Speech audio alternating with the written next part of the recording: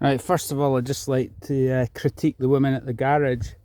There's a couple of critiques, but you just got to accept the shithole that you live. As long as you know that you live in a shithole, and you're under no illusions, then I think you'll get by a lot better, you know. But I mean, coming back to this fucking place,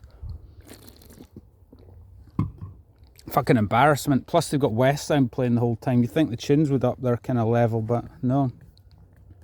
Take Prozac, take something to take the edge off whatever it is you're suffering from. You know what I mean? Ask me some questions how to be no high on life, just on an even keel. You know, didn't be so rude. The women there was a bit rude. It's like, oh, it's no the things people say. It's the way they say it, right? And because obviously I've perfected the art of being the ultimate gentleman, the ultimate well-rounded man, right? Because my mum brought me up properly, you know. Look a lot of these folk, you know. I didn't know how to present things properly, you know.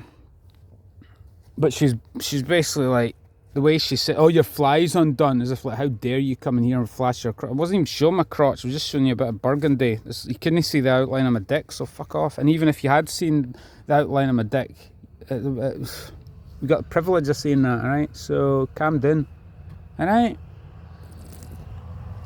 But the apathy, the rudeness, the zombification, the parochialization, the just generally muddy, tense, repressed, sticky, treacle, horrible vibe in most of the places in this place, you know. Apart from the country, this is why I'm so blessed to work out in the country, because there's no fucking people.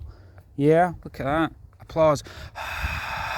And there's another one. I was thinking, just let's follow on from what I was saying with ScotRail and their shite Wi-Fi, right?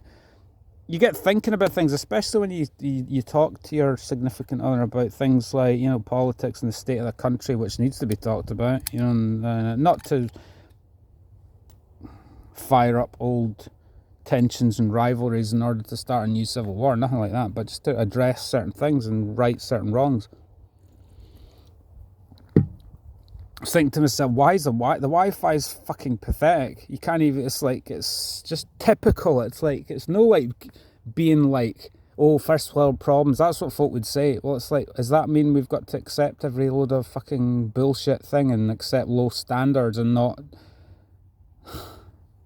you know?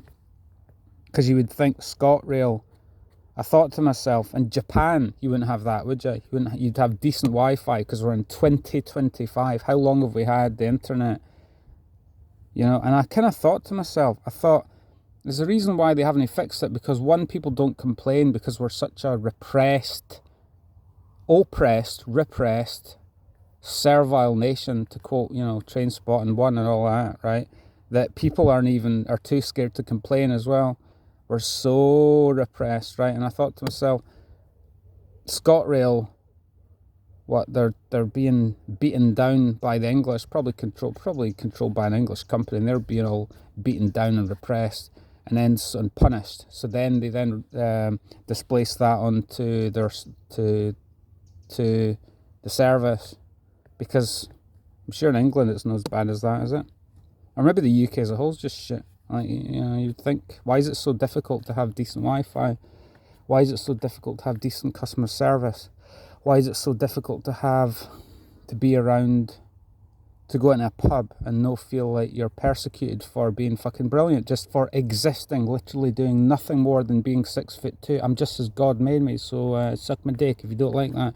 If you're jealous of my height, well, that's your problem. You know, I can't change that, can I? But you can change your customer service, change your attitude, change your stinking attitude. And what I was thinking about was, again, I've touched on this many times about the glorious performance art pieces I've done in the street, you know, when I was kind of going woo in public, right? And I just sort of thought to myself, just thinking to myself, like, speaking on what I was saying before about, you know your own worth and other people don't see your worth, right? They had the audacity, the nerve, the brass neck to criticize my performance art pieces, a few people, and I'm like, really? You did that? I'm not going to name names, but I've already named names. But, you know, listen, darling, you know, listen, sweetheart, right? Learn from it, you know. The world's a stage, yeah. I'll decide when the stage happens. It's when I decide, and it's when the feeling's right. When I feel like the people need to hear it, that's when I'll do it, okay? What I should do, instead of focusing on the negative, I should write down, journal all the amazing times where folk have felt my shit and laughed, applauded, woo, come give me the woo back, that kind of. I don't need a festival, I don't need drugs, drink. It helps sometimes to catalyse it, but I'll do it sober, right? Maybe it's all the acting training, I don't know, and all those experiences, and just like being the hard-working, magnificent force of nature that I've turned out to be, you know. But so those people, they're still catching up, and they feel a bit stupid. Notably, that person, there's about 5 or 6 of them. It's like, what is wrong with you? It's not my fault you're still got unclean spirits in you. Do a bit of Reiki, do a bit of praying, do a hobby, go to the gym, do yoga, do exercise, get a life, watch Netflix, pray to Jesus for forgiveness, you know, stuff like that, to kind of like chill the fuck out. That's what a lot of people need to do, you know. But a lot of these people that you would think would know better, that are somewhat connected to the local arts music scene, you'd think that they would know their rock and roll history. The spirit of rock and roll is going woo and no caring. Kind of the glorious free spirit, hashtag flights of fancy circa, da da da da. That was good, Jamie, wasn't it? Remember you did your thing? That was rock and roll. That was rock and roll. That was one of the most rock. See, I mean, I'm connected to folk who know this shit. He was ahead of me. Jamie, if you're watching, right? That was. I wasn't quite ready for that kind of stuff, but you were ahead of me doing that kind of stuff with no fear, makeup, drag, no giving a fuck. You know, the glorious performing. You know, because I don't get my cues or permission from people. I get it more from nature, really, to be honest with you. Nature and inanimate objects, and really just some other energy source that I'm connected with. I'm a vessel, you know, so it's nothing to do with people. If they can't wake up to it, I obviously have to be strong enough to deal with the repercussions of it, and I have been. It's just in my quiet times, in my less, we'll not call it weak points, we'll call it less strong times, when I get a bit wound up thinking about it. I go, that's fucking been scarred by that, because there've been a lot of bad reviews, you could say, on some of my behaviour, you know, get inside, psychotic episodes did it, but as I say, the joke's on them, because look at all the achievements, and I could tell you about some stuff that's been happening, but I won't. Just in every area of my life that's been going really quite well, so the joke's on them. Is it because misery loves company? You can't handle to see me shine. Why do you be inspired by it? Why do you up your game? That's what I'm trying to do. Woo! I'm the greatest motivational speaker in history of Dumfries. I am the Jogan Rogan of Dumfries. I am the David Goggins of Dumfries. I am the Bez of Dumfries.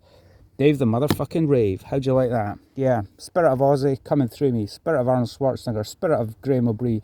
Spirit of many other people that I've met, you know. That's what happens. You want to fly with the eagles and hang around with fucking turkeys that haven't even been off the ground. Some people are struggling to get off the ground because of various issues, but they don't have anything to prove. And some of you, if anyone watched this, know what I'm talking about. You've already got off the ground. You've already flown. You know what it's about. You know, so you don't need permission. I don't need permission from any fucker to do what I'm doing. It feels really quite good. Yeah, you feel this glorious energy. I don't even need to try. It's really quite cool. I've actually sat down and, you know, I just do this off the top of my head. It was really just finishing this because, you know, I've got to go to work. But I had a beautiful day up the I-82. It's just so much fun when you're fit. It's like one big computer game. I was up and down the I-82 the other day there a couple of times. But the first one I did, you might have seen it, 50-mile flying. 20.7, I didn't report on it, but 20.7 miles an hour, nearly 21 miles an hour. But I looked at Michael Mackay's Strava. He's up in Stirling. He won the hill climb championship one year. Good, very good cyclist, right? Probably studied at uni or something. I don't know. Is there anything else up in Stirling apart from uni? But so he was doing a cycle run. I looked at him and he was doing like a 50-mile loop, and it was like 21.7 mile, really flying. But I don't know the course. He's obviously chosen a nice smooth surface, nice flat, and he's targeted it, right? So I'm saying, it's like, well, up my game, Dave, you know how to do that, come on. So he might have been using a time trial bike, never know. He might have put on his best skin suit, I don't fucking know. But the point is, comparison's the thief of joy, but be inspired by it, you know. So I think it's just so much fun. So when I go back to Glasgow, and the weekends come too soon again, so I'll do that again. And what I think the secret to going faster than 20.7 mile an hour is not go so hard on my ride up to Glasgow. You see, because I did the 20.7 mile an hour with tired legs 2 days before having cycled from Dumfries to Glasgow. So if I can do 21 plus miles an hour, I think it's doable, but to give myself a good chance, because as I say, Michael probably had fresh legs. Didn't compare, but you know, different courses, different vibe, everything, context, everything. But I think that's the key. If I cycle up to Glasgow, you gotta have a fix on how we're going to target this. What are the targets? Is it the overall average? Is it Is it mileage? Is it race pace? Is it targeting some of the segments, or is it a combination?